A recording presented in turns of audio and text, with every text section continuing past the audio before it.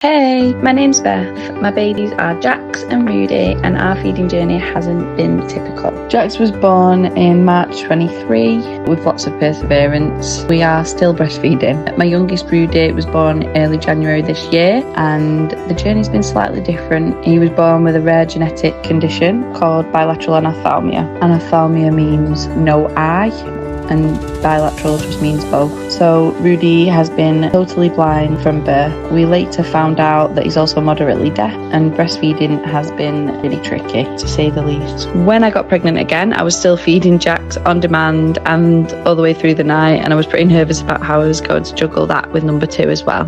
So my health visitor let me know about the infant feeding team. I turned up to one of the drop-ins with Jax in tow, and that's where I met Isis, and she was just really relaxed and welcoming, and had quite a lot of helpful tips for both early days feeding them both and pre-baby getting Jax used to the idea of the fact that he was going to have to start sharing booby, as he calls it, with a baby. When Rudy was actually born, we really did struggle in those early days, I think, due to stress, trying to get a diagnosis and confirmation on Rudy's condition. We spent 19 days altogether in hospital. It was just a lot. I continued to try and feed him at the breast, but he was getting very upset trying to latch, and I was already expressing with him being in the NICU, so I continued to do that. When Isis messaged me to check in after Rudy was born, I was hesitant at first with everything that was going on, but I ended up messaging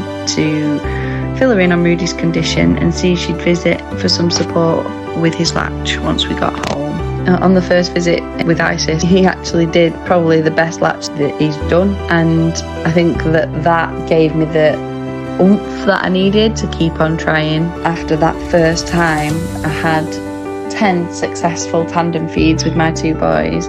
That felt like a proper win and achievement, even amongst all of the struggles that had been and have been going on. But I do now exclusively pump, and I'm quite proud to say that I breastfeed my 2.5-year-old still while expressing for my littlest, and bottle feeding him. So I do all the feeding methods. Don't get me wrong, it's hard work, but I think it's definitely been the best for us. To other mums struggling, just contact the infant feeding team. Even if you're apprehensive, just do it. It's so personal, approachable, they're easy to speak to, and it will help. Just having someone really to listen who's knowledgeable about it is really helpful and reassuring.